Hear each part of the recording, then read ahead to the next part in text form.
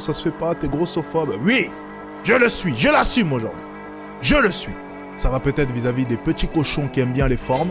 Je suis le Superman des gros. C'est une réalité. Ok, est-ce que tu peux nous dire sur une année, quel a été le plus gros montant que tu as fait? Cette année, ouais. C'est le plus pour l'instant, c'est à peu près 3 millions. 3 millions, super propre. Ok, est-ce que tu aurais un conseil financier pour les personnes qui nous regardent? C'est quoi qui est important?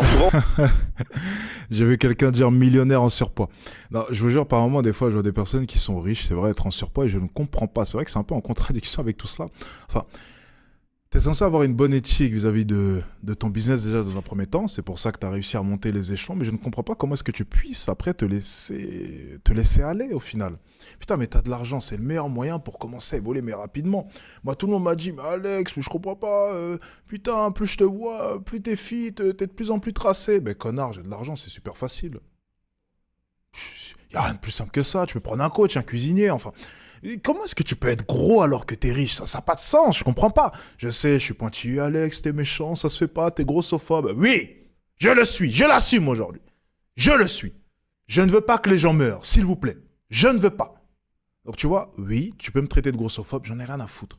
La réalité des choses, c'est qu'on n'est pas fait pour être gros. Voilà. Ne cherchez pas à nous dire que les bourrelets, ça va, je ne sais qui, non. Ça ne va pas vis-à-vis de la mort. Ça va peut-être vis-à-vis des petits cochons qui aiment bien les formes, mais ça ne va pas vis-à-vis de la mort.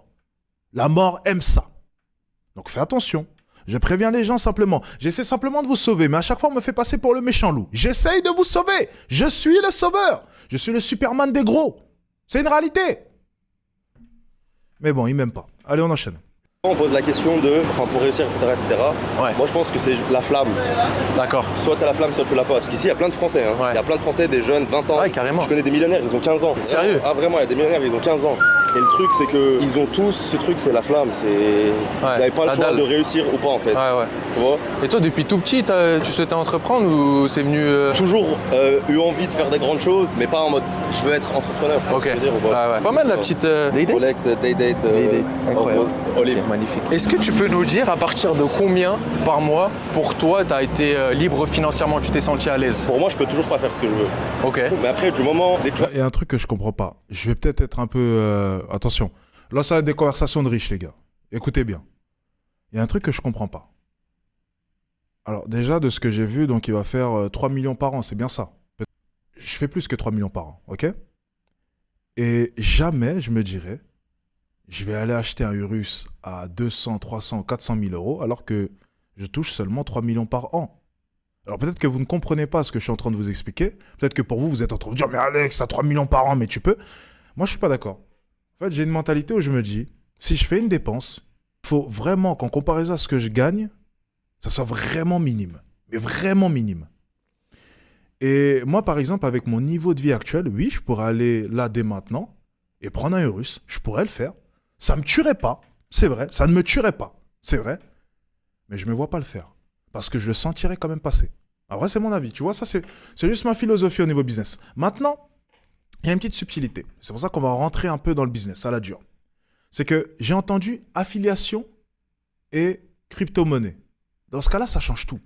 Parce que ce mec-là vend le rêve, le résultat à ses clients.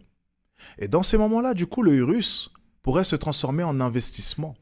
Parce que montrer que tu as un Urus attire plus de personnes et donc tu vends plus. Ok?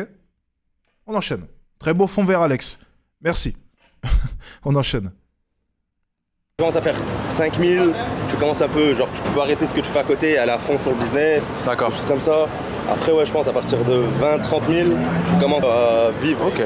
Vraiment vivre, je pense. Ouais, surtout à Dubaï en plus, il faut... Parce qu'à Dubaï, tout est plus cher. Mais il y a tout le monde qui dit à Dubaï, tu peux pas vivre si t'as pas 20 000, 30 000 euros. C'est pas Ouais, vrai. c'est du bullshit. Il y a plein de gens qui vivent, ils ont 5 000 euros. C'est clair, en plus il y a Carrefour, il y a des trucs même pour les courses. Tu peux vivre. Mais ouais, je pense que à 20, 30 000, c'est là où tu commences un peu à être à l'aise financièrement. Ouais, où tu peux vraiment profiter des bons restaurants. En fait, surtout qu'à Dubaï, tu peux pas faire de crédit. Si tu as 20 000 euros en France, t'es bien, tu peux investir dans l'immobilier, faire plein de choses. Ok. Ici, il faut que tu fasses tout en cash. Ah, c'est ça aussi. Tu achètes une voiture, cash. Tu achètes un appartement, cash. D'accord. Donc forcément, il faut faire plus d'argent. Mais après, sûr. pas de taxes, etc. Donc, Et toi, pourquoi tu as bougé à Dubaï? C'est par rapport aux taxes, par rapport au style de vie, c'est un tout? Je suis arrivé à Dubaï, j'avais 19-20 ans. Voilà, j'ai 24 ans. C'est juste en France, j'étais à l'université, j'avais rien à faire. J'avais fait un premier business, mais ça avait Capoté? Ouais, j'avais une boîte à colle de médecine. Je venais en vacances et j'ai toujours voulu vivre ici. T'as kiffé, ouais. Merci mon gars pour cette interview. Il n'y a pas de souci. Lyonnais en plus, ça fait plaisir. Eh, sale pauvre, abonne-toi et clique sur le lien en bio. Je vais te rendre riche.